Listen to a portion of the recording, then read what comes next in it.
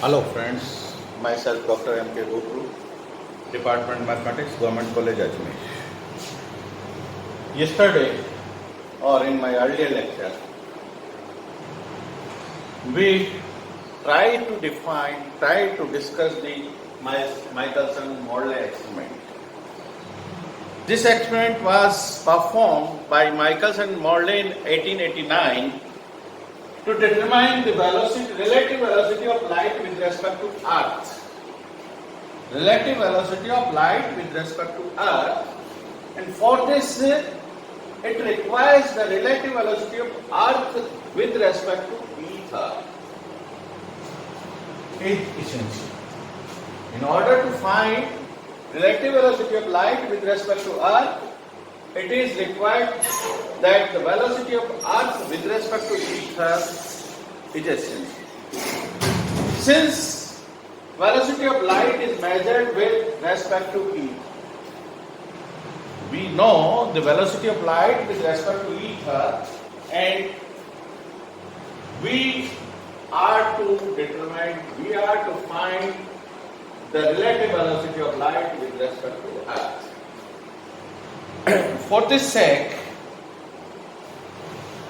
in my earlier lecture, I discussed a simple mechanism by a flowing river, by using the method of flowing river which moves with velocity v, and the velocity of swimmer is c. Velocity of swimmer is c in still water. And then we find 2 times taken by the swimmer when going upstream and downstream and perpendicular to its origin. We find 2 times T1 and T2. And this experiment is analogous to that one. That designed experiment, this entire experiment is analogous to that one.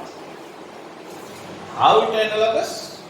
Here, the setup of experiment is in such a way that we use a monochromatic light source.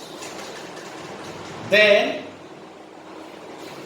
monochromatic, since it is useful for us, since the wavelength of a monochromatic light source is same forever.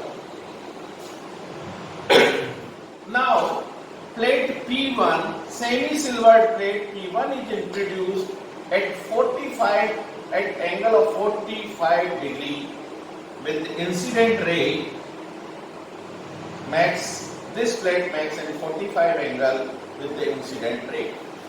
Now, since the plate is semi-silvered, this incident ray will move to this point, this side. Some part of it transmitted through this and moves towards this, and some part of it reflected and go back to this mirror. We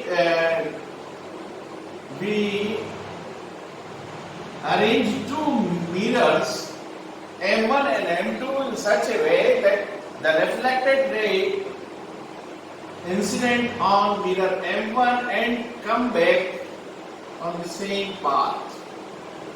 And later on this moves to this, since this light ray is, this monochromatic light ray is moving towards the in vacuum or in ether, assumed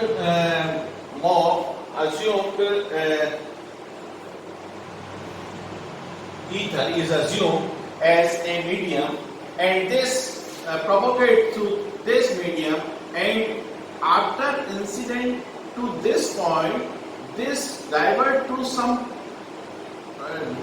diversion is there due to the refractive index of this mirror, semi-silver mirror, and after that this goes to a telescope T.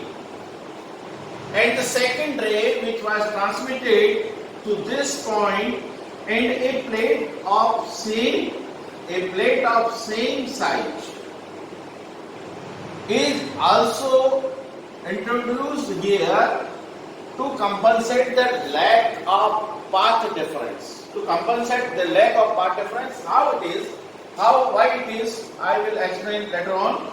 But this ray go to this side and incident on mirror B, and then after reflection it come back to this and moves towards telescope. And in these two rays, one is reflected, another is transmitted. There will be a difference. There will be a difference in path.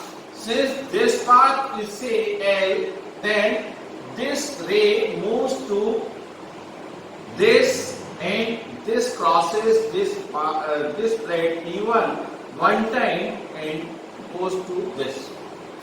Means this ray incident on this goes to this point and again back to this point and this point again to this point and moves to this point. Means 3 times. 1, back, 2, and the third one is again to this. And 3 times. This ray which is reflected is crossing this mirror, this semi-silvered mirror 3 times, and on the same distance. The mirror M2 is at the same distance. The distance between these two from this point A to B and A to B is same. And for transmitted ray, this crosses one time, and if we did not apply this plate P2, then this crosses only one time and this reflects and this can but to the. So in order to compensate the path difference, we introduce this plate P2. So now what happens? This ray incident to this point and to this point one time, this is second time, and when it come back to this point it is third time. So the path difference is covered by introducing this plate P2. Now what happens? This entire experiment is fixed with respect to the Earth. Entire experiment is fixed with respect to Earth. And Earth itself is moving with velocity v. Earth is moving with velocity v. So what happens? When this ray of light incident on this plate P1 and it goes to this direction, in meanwhile the Earth moves with velocity v. So instead of the mirror is at the D point, it will go to D dash point.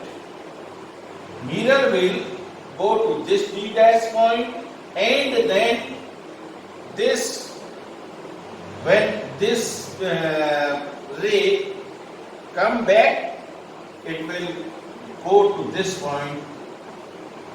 Since the Earth is moving, the experiment is moving along with the Earth, since it is fixed with respect to Earth. So it is moving, and the ray, after reflecting through this mirror at D dash, it come back to point P1. So this covers this ray will cover this length, this plus this distance. So twice of this ray moves to A to A dash point. This is for the reflected ray, and for transmitted ray, this moves to this point In meanwhile, B moves to B dash, and when it come back, it moves to this point. The plate P1 moves to this point, so it is again inclined, again incident at this point. So there is a difference between path and time taken by these two, similar to, is analogous to the experiment of the swimmer in a moving river, in a moving stream with velocity v. So time taken by the transmitted T1, transmitted ray T1 will be equal to L upon V plus C plus V or V plus C is better. So V should write C plus V plus L upon C minus V. We know the time taken by these two rays, one is going towards this and again come back to this. The time difference is there. So this will be equal to L upon C plus V upon plus L upon C minus V. This will be equal to L upon twice L C upon, we calculated in my earlier lecture, C square minus V square. This I can write twice L over C and this is 1 minus V square over C square, and this I can write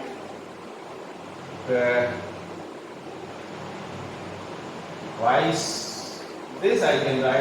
L upon C, 1 minus V square upon C square inverse, and on opting it we will get twice L 1 plus V square over C square, and the remaining part are very low, so we can write in this way twice L upon C plus 1 plus V upon C square. So T1 is the time taken by the ray which is transmitted. So I can write this T1 is equal to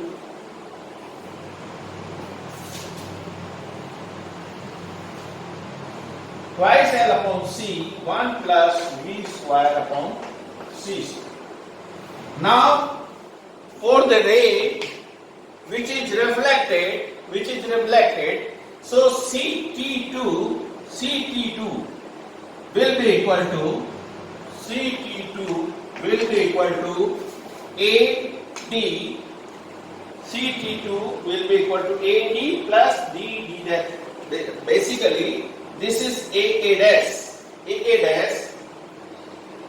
So this is AA dash is nothing but twice of AL, and twice of AL is nothing but DD dash. So I can write CT2 is equal to AD dash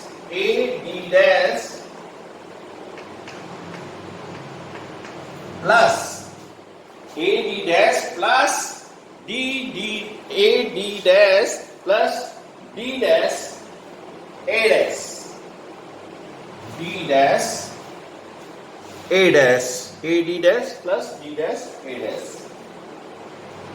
Yes, this is this one plus this one plus D dash A dash. What is AD dash? AD dash is equal to CT2, and this will be equal to AD dash is nothing but D dash A dash, both are equal, so this I can write twice of AD dash, and twice of AD dash, what is AD dash, is equal to 2 square root of AD dash square root of AD plus DD dash, AD square plus dd square, dd dash square. And this I can write twice of under root AD. What is AD? AD is equal to 4L is 2L. AD is equal to L, the same distance, same path, L square. AD is equal to L square, same distance. This is L, this is L. So this L square plus what is DD dash?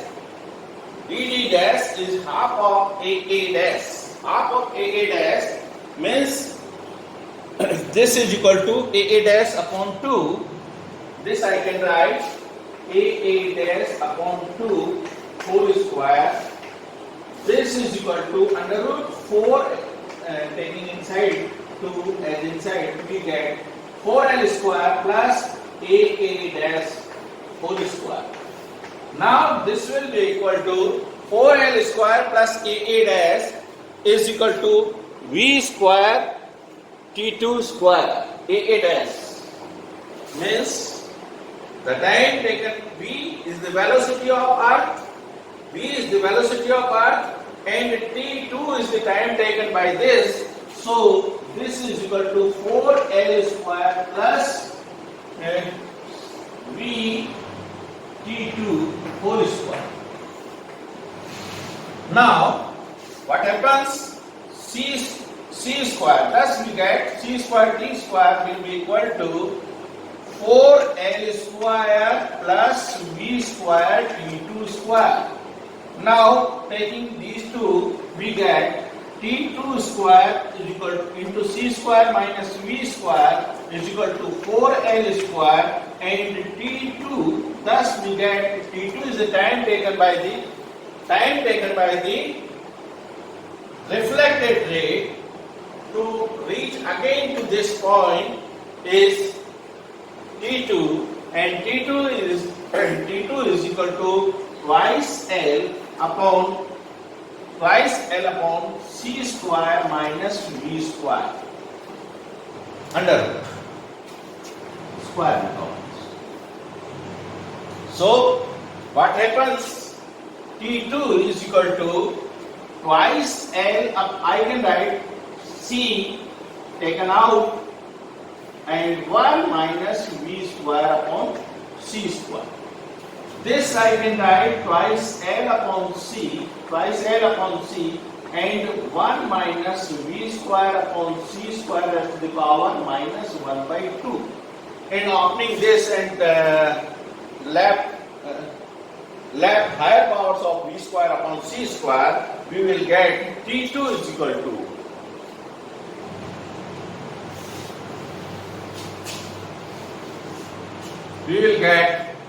T2 is equal to twice L upon C and 1 plus V square upon 2C square, 1 by 2 power minus 1 by 2. So on opening this exponential, we will get this, and remaining higher powers can be left out because of higher powers of this V square upon C square will give us a very negligible term, so we can left them.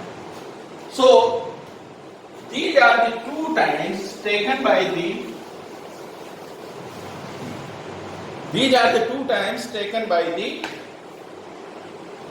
reflected and transmitted rays. Now, what is the difference between time del t is equal to t1 minus t2? Del t is equal to t1 minus t2. What it will be? This is equal to twice L upon C into 1 plus V square upon C square minus T2 is equal to twice L upon C, 1 plus V square upon 2C square. This is equal to twice L upon C and 1 plus V square upon C square minus 1 minus V square upon 2c square. So it will be equal to twice L upon C, and 1 cancel out, v square upon c square minus half v square upon c square means 1 by 2 v square upon c square. 2 and 2 cancels out, and this will be equal to L v square upon c cube. L v square means difference of time in these two rays, where one is transmitted and second is reflected, time difference will be equal to LV square upon C cube. So I can write this as straightforward as LV square upon C cube. Now the entire experiment, this experiment was set up along with the direction of motion of the earth. Now this entire setup is changed in perpendicular direction, means in moving this experiment in 90-degree angle, we will the role of T1 and T2 exchange, and in that case we will get T dash is equal to T2 minus T1, and this will give us minus LV square upon C2. LV square upon C2. Thus, the interference fringe appears and its width of the fringe is shifted, should be shifted, and this shift must be equal to, shift in the fringe will be equal to del L is equal to del T dash minus del T upon T, where T is the time of one vibration. Time of one vibration of this monochromatic ray. So del T dash upon del T minus upon del T is the shift in fringe with respect to the fringe width. With respect to fringe width, shift in the fringe is given by this one.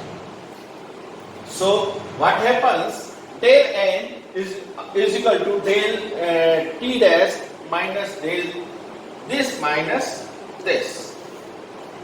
So it will be equal upon T, and this, on calculating this, we will get minus twice LV square over this minus this over C cube T over C cube T, and on calculating it, what is CT? CT is the wavelength of the monochromatic light. So we can write L upon V square over C square and lambda.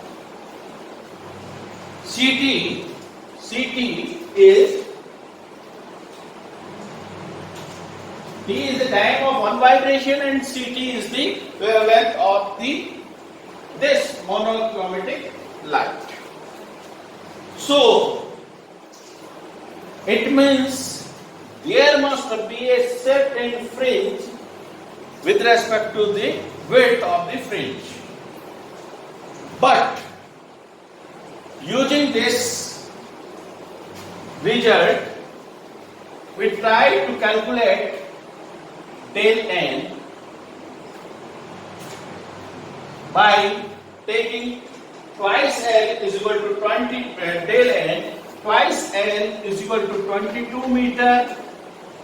V, velocity of arc, will be equal to 3 into 10 raised to the power 3 into 10 raised to the power 4 meter per second V and C, velocity of light with respect to ether will be equal to 3 into 10 raised to the power 8 meter per second.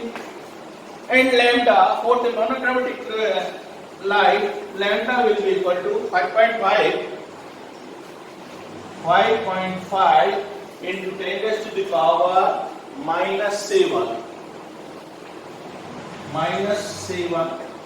meter. And taking these parameters, taking these values of L, B, C and lambda, we should get the set and fringe will be equal to 0.4 to its width.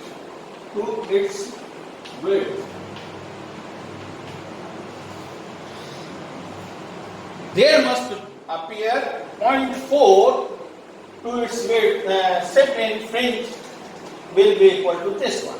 But there was no fringe shift. In this experiment, fringe shift was not observed. And this experiment was performed by many researchers using this, increasing the length of this one instead of the length season in different seasons. They try to perform this experiment in many different conditions, but no appreciable shift was observed. No appreciable shift was observed with respect to the width of the fringe. And later on, this experiment was performed by Novell and Troughton in 1904. In 1904, Novell and Troughton performed this experiment by using electromagnetic values, but they didn't find any appreciable shift in fringe. Again, this experiment was performed by D.C. Miller in 1924, 21 and 24, but they couldn't get any significant result or any result according to the principle of the experiment. The shift in fringe should be like this, or it is definite that there must be a shift in fringe with respect to the width of the fringe, but they didn't find any appreciable shift in the fringe. And thus, this experiment suggests that ether, which was assumed, the negative result of Michelson Morley experiment was blow to the hypothesis of ether. This experiment, the output of this experiment was a blow to the concept of ether, which was assumed, but somehow later on the concept was inherited by the recognized researchers and recognized personalities in the field that ether is there. So they tried to explain the failure of this experiment with their views, and they tried to explain this result, this negative result, with many ways.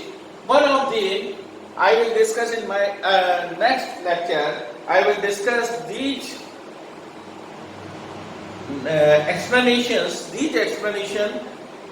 But one simple explanation was that it is assumed that the velocity of light, velocity of earth with respect to ether is 0, but it is evidently not true, since earth is not only moving around the sun, but it is moving on its axis itself. So this explanation is prima facie. This explanation is failed, and other explanation I will discuss in my next lecture. Thank you very much.